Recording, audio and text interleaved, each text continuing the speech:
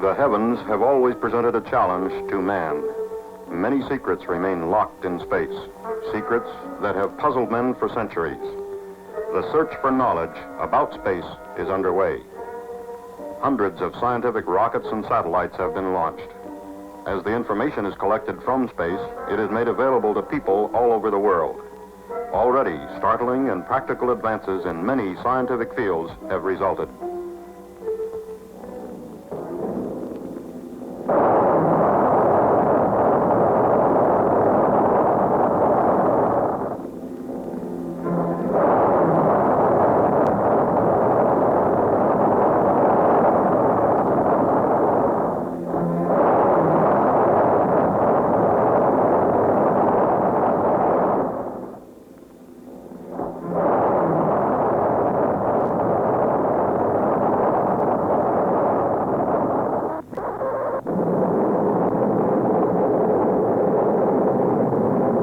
Projects such as these, information was obtained from scientific instruments in the rockets and satellites.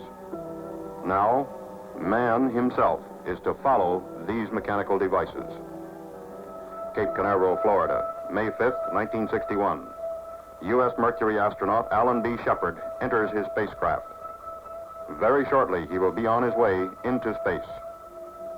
As the hatch goes on, two big questions come to your mind. Is the vehicle ready? Are you ready? Before the flight, Shepard had this to say. I think the one thing that strikes me as I look back on the training program is that I have really developed a feeling of confidence.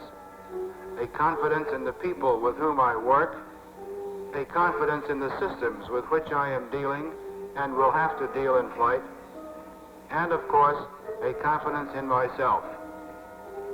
You're confident, but you're human, and you go over the program just one more time. A feeling of confidence. It began to grow from the day you and your 6 fellow astronauts were selected from hundreds of volunteers. Confidence in the people of Project Mercury, the spacecraft, and the launch vehicle, and confidence in yourself. You were involved in the design of the Mercury system almost from the beginning, contributed ideas and modifications. You worked with the engineers, came to know the components and systems like you know your own car. And you followed the tests, test after test after test, to make sure the design did what it was supposed to do.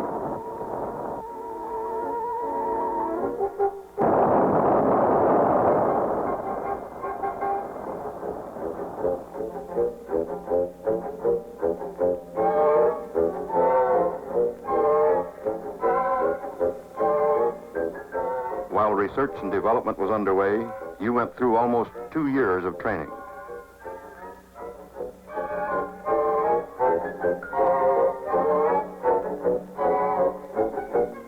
You flew mission after mission in a trainer just like the craft you're sitting in today, became completely familiar with every control and instrument.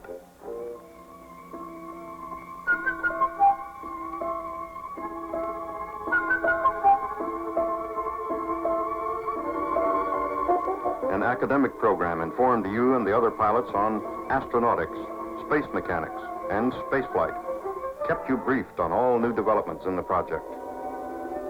Zero-gravity flights in aircraft acquainted you with the condition of weightlessness you would encounter in flight.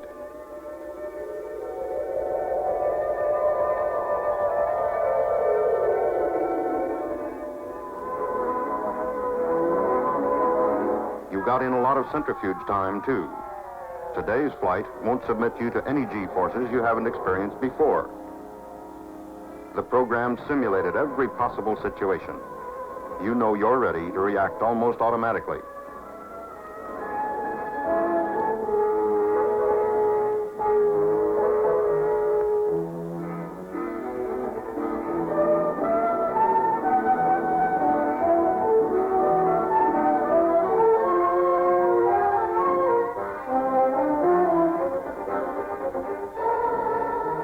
You practice controlling the craft attitude by manual control of pitch, roll, and yaw jets. That will be part of your mission today, and you're confident that you can do it.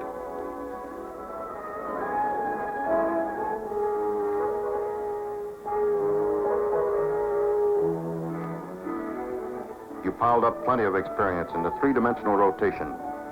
You know that even if tumbling situations occur after separation, you can bring the craft under control with your manual control system.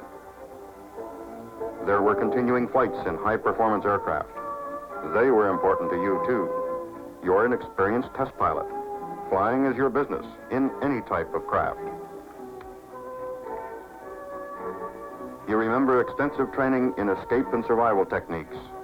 There is always the slight chance the spacecraft may land outside the pre-planned area. As you sit in the spacecraft, waiting for launch, you know your training has covered every conceivable eventuality, every emergency, no matter how unlikely.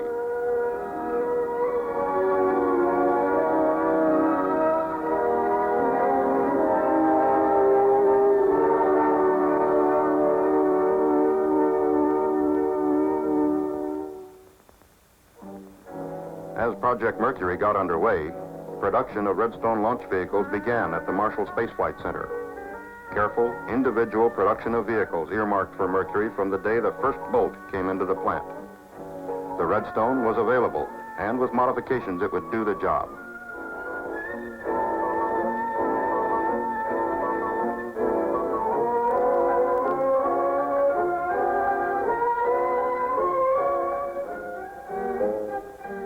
At the McDonnell Aircraft Company plant at St. Louis, just 3 months after project inception, prototype spacecraft production was begun. A few short months later, production spacecraft were being completed. Your trips to the production points were important. You became thoroughly familiar with the Mercury systems. The closer you got to the system, the more confident you became. You followed the flight test program closely. Components, then systems, then prototypes, then production craft. A pyramid of testing. A pyramid of tests that would lead to manned flight. You knew that data and know-how was being gathered to reduce the risk element.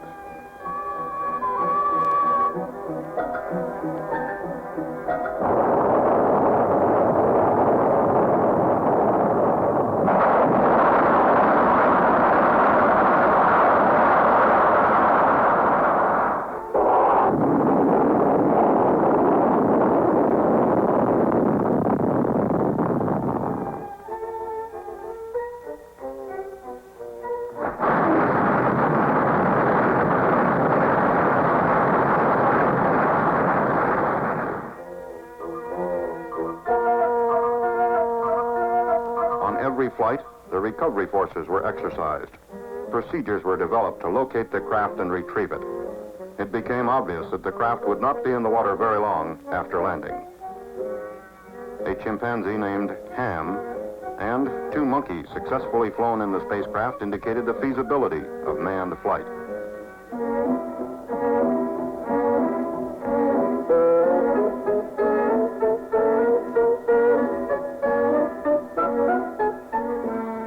Then, all this was behind, and you knew everything humanly possible had been done to minimize risk to you and to the other astronauts. It was time now for manned ballistic flight. Mercury Redstone 3. At Cape Canaveral, Launch Pad 5.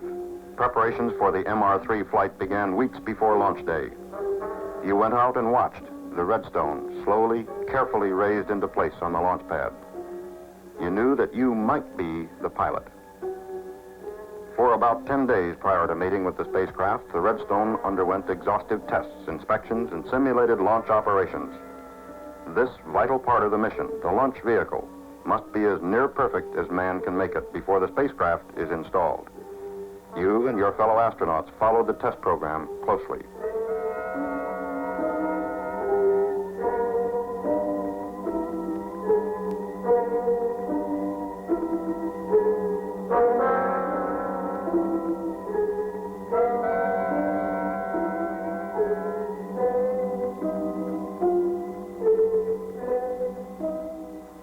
While the Redstone was being checked, the spacecraft underwent test procedures at Hangar S, several miles from the launch pad.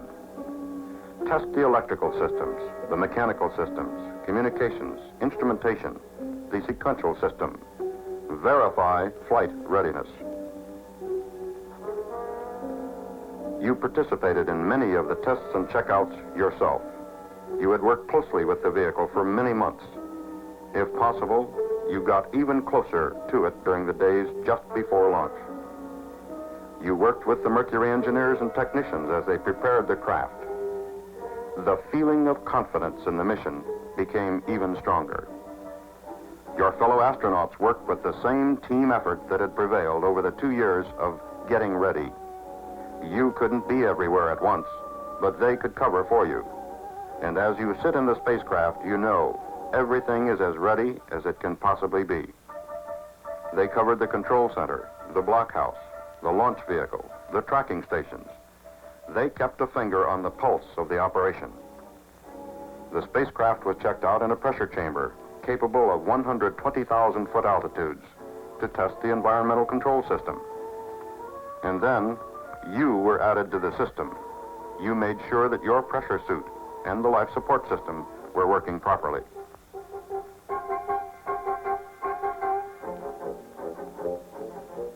You knew that you weren't just going for the ride. You would be required to gather information, make practical contributions, make sure you collected usable data. You remember the final days in Hangar S, the retro rocket package being installed, and you know the care, the attention to every detail that went into the final servicing. The escape tower with its solid propellant rocket, the system which will pull the spacecraft safely clear of the launch vehicle before a catastrophic failure, either on the pad before launch, during the launch, or while the vehicle is in powered flight. It's a reassuring thought as you go through your pre-launch countdown. When each spacecraft system has been thoroughly checked out, a complete simulated launch and flight operation was run to make certain all the systems work together as well as individually. And then the Mercury spacecraft was moved to the launch pad to be mated with its launch vehicle. At the pad, the spacecraft was raised to position on top of the vehicle. Now you knew that the final round of testing was at hand. This flight will provide added qualification for the spacecraft and its systems in space and train a pilot for later Atlas-boosted orbital flights.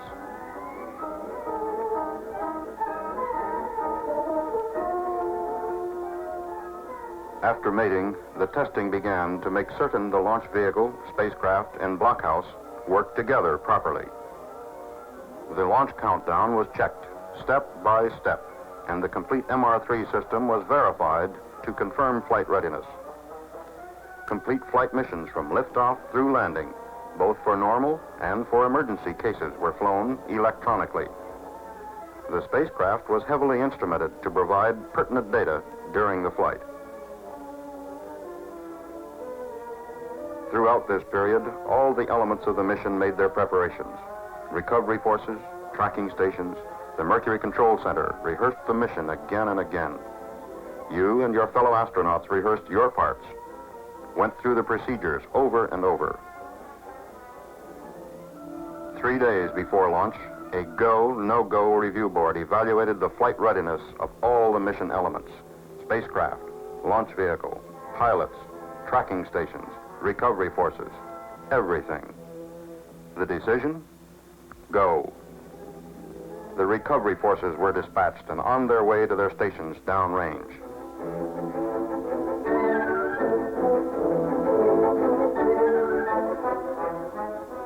May 1st, 1961.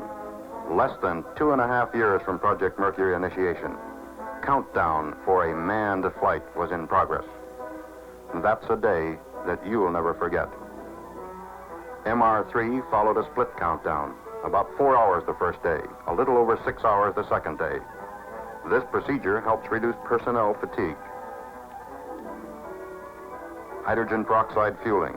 This is used in the spacecraft attitude control system. The first day's countdown was completed with this operation. Very early in the morning, May 2nd, the final countdown is underway. Liquid oxygen for the launch vehicle. Before this operation, a meeting had been held to review the weather situation. The weather was marginal, but the decision? Go. At the Mercury Control Center, every detail of the countdown and status of all other elements, such as the recovery forces and the tracking stations, was carefully monitored.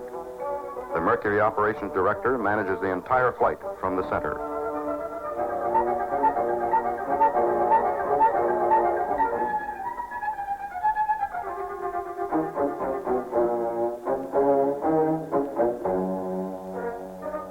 In the blockhouse, systems checks were completed in the spacecraft. Launch vehicle checks were also completed. The recovery forces were on station in a line along the flight path, ready to retrieve the craft even if there should be an undershoot or an overshoot. You remember the final physical at Hangar S, the feeling that now, at last, the time was almost at hand.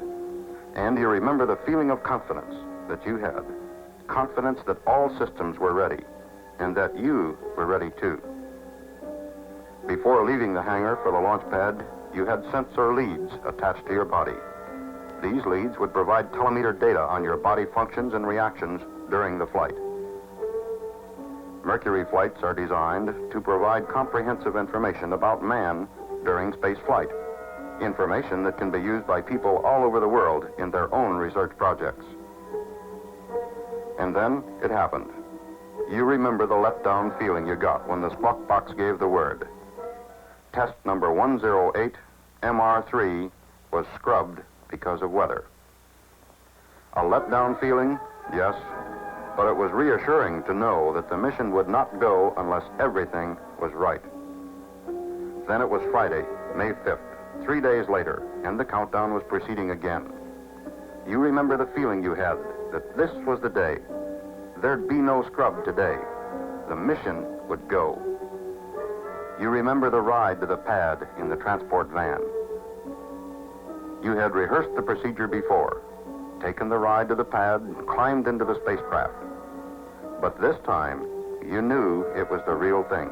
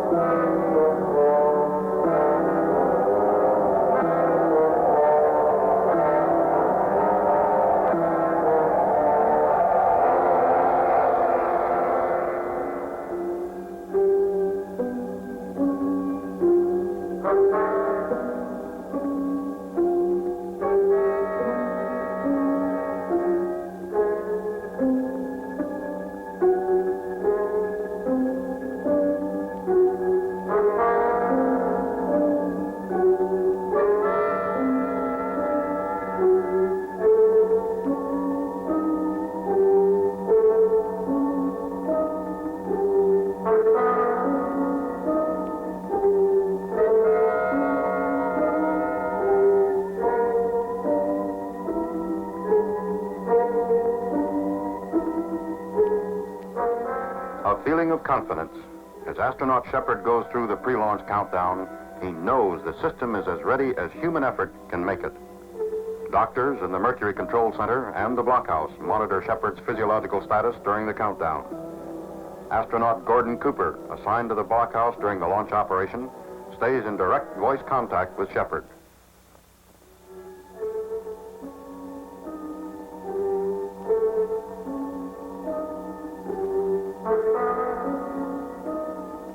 As the gantry is pulled back, the emergency vehicle known as the cherry picker is raised into position. An armored car is located at the pad. It can operate in any terrain. At the viewing stands about 2 miles away, hundreds of press, radio, and television representatives stand by to witness the launch. A helicopter stands by to take a doctor anywhere he might be needed. astronauts Carpenter and Schirra take off to make direct aerial observation of the early portion of your flight.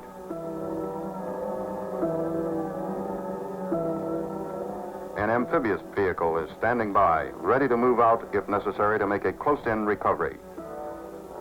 The recovery force helicopters are airborne. All elements of the mission have reported ready to the control center, and the launch is go.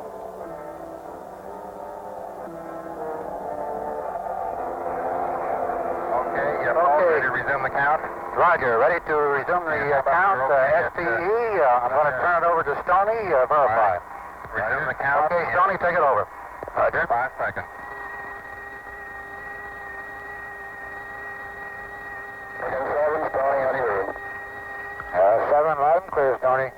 Roger, loud and clear, also. 1 minute and counting. Roger. Firing command. 30 watt.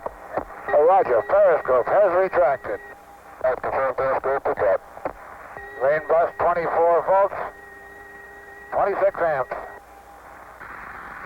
10, 9, 8, 7, 6, 5, 4, 3, 2, 1, 0.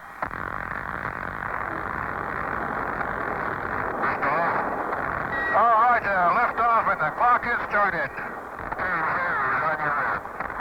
Yes, sir, reading you loud and clear. This is Freedom 7. The fuel is go, 1.2 G. Cabin at 14 PSI. Oxygen is go.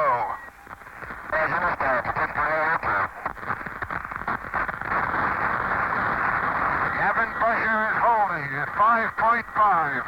Cabin holding at 5.5. Fuel is go, 2.5 G. Cabin 5.5. Oxygen is go. The main bus is 24, and the isolated battery is 29.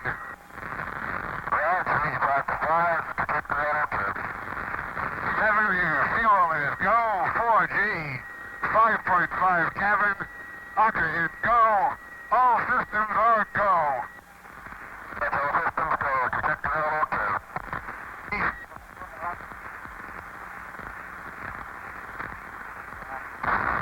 Cut off. Tower jettison green. Okay, switching to manual pitch.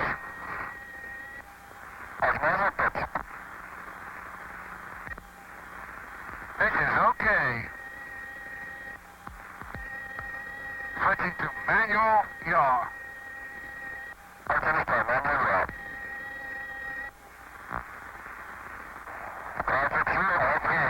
Yaw is okay. Switching manual roll. Roll is okay. On the periscope, what a beautiful view. Cloud cover over Florida, 3 to 4/10 near the eastern coast. Obscures up through Hatteras. Okay, this is Freedom 7. And T build up. 3, 6, 9. Okay. Okay. Okay. Okay. This is 7. Okay.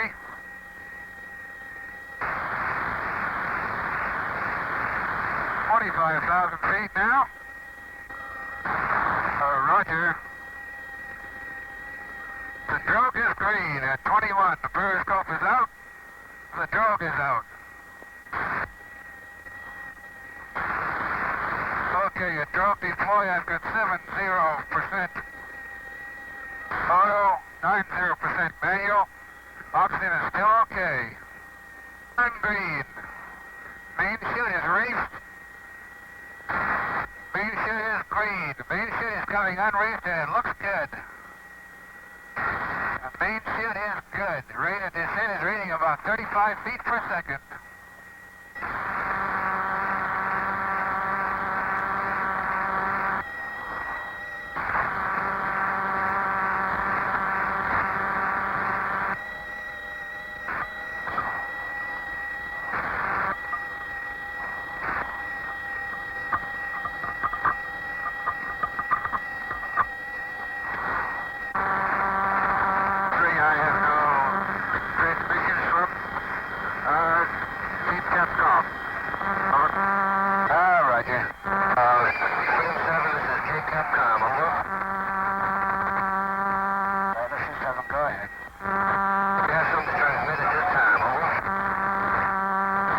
Negative, just relaying my condition is still good. I'm getting ready for impact. Oh, roger.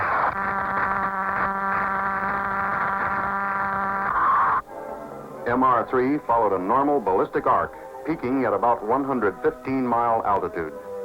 The spacecraft landed 300 miles downrange. The complete flight took 16 minutes and gave Alan Shepard about 5 minutes of weightlessness.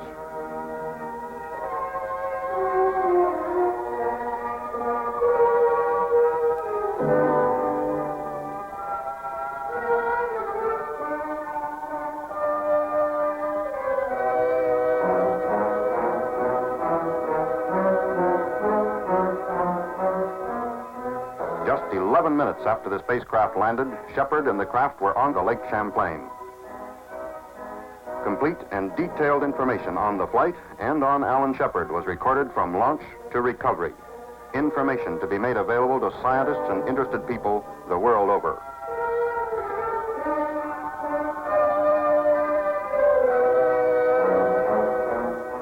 Within minutes after the flight, Shepard received a "well done" from the President on behalf of the people of the United States.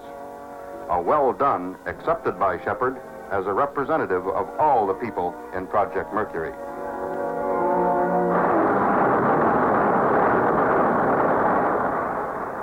Project Mercury, another step in man's search for knowledge.